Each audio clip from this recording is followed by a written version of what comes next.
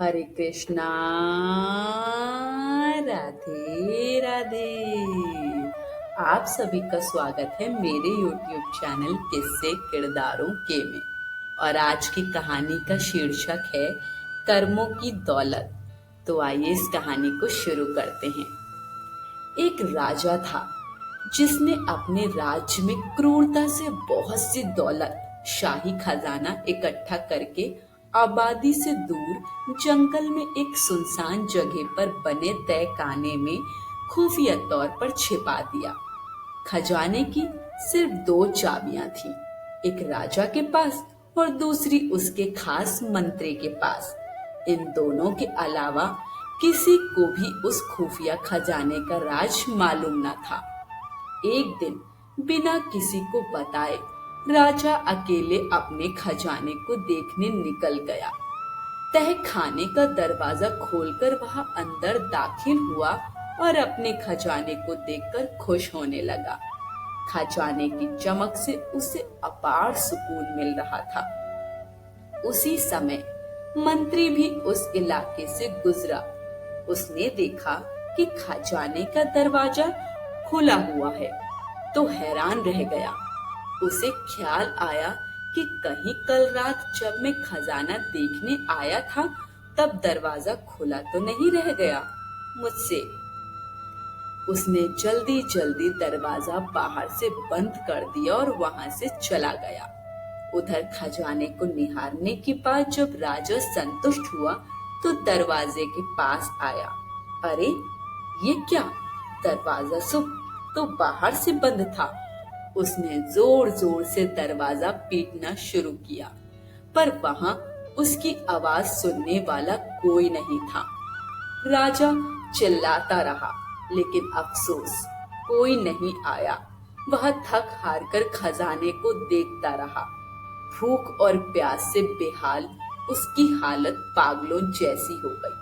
वह खिसकते हुए हीरों के संदूक के पास गया और बोला, ए दुनिया के नायाब हीरो, मुझे एक गिलास पानी दे दो।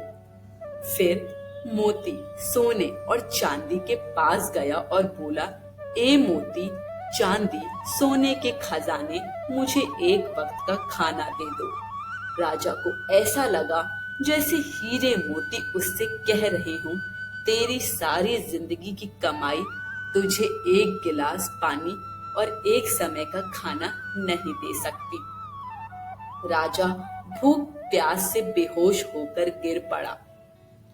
जब उसे होश आया तो उसने हीरे मोती बिखेर कर दीवार के पास अपना बिस्तर बनाया और उस पर लेट गया। वह दुनिया को एक संदेश देना चाहता था, लेकिन उसके पास कागज और कलम नहीं थे। उसने एक पत्थर से अपनी उंगली फोड़ी और बहते हुए खून से दीवार पर कुछ लिख दिया। इधर मंत्री और पूरी सेना लापता राजा को ढूंढ रही थी, लेकिन राजा का कोई पता नहीं चल सका। कई दिन बाद जब मंत्री खजाने को देखने आया तो उसने देखा कि राजा हीरे जवाहरात के बिस्तर पर मरा पड़ा है। उसकी लाश को कीड़े मकोड़े खा रहे थे। मंत्री की नजर दीवार पर पड़ी जहां राजा ने अपने खून से लिखा था, यह सारा धन एक घूंट पानी और एक निवाला नहीं दे सका। यही अंतिम सत्य है। आखिरी समय में आपके साथ सिर्फ आपके कर्मों की दौलत जाती है। चाहे आपने कितने ही हीरे, पैसा, सोना, चांदी इकट्ठा किया हो, सब यहीं रह जाएगा। इसलिए जो जीवन प्रभु ने आपको उपहार स्वरूप दिया है, उसमें अच्छे कर्म करें, लोगों की भलाई में कार्य करें और बिना किसी स्वार्थ के पुण्य अर्जित करें। असली दौलत वही है जो आपके सदैव काम आएगी। शिक्षा। जीवन में धन कमाना आवश्यक है, लेकिन उससे भी अधिक आवश्यक है उसका सही उपयोग करना और जरूरतमंदों की मदद करना। धन को इकट्ठा करने से अधिक महत्वपूर्ण है पुण्य अर्जित करना, क्योंकि अंत समय में दौलत नहीं बल्कि आपके कर्म ही आपके साथ जाते हैं। आज की कहानी यहीं समाप्त होती है। कहानी पसंद आई हो तो कमेंट बॉक्स में हमें अपना फीडबैक जरूर दीजिए। वीडियो को लाइक शेयर करें और चैनल को सब्सक्राइब करें। सभी को हरे कृष्ण, राधे राधे।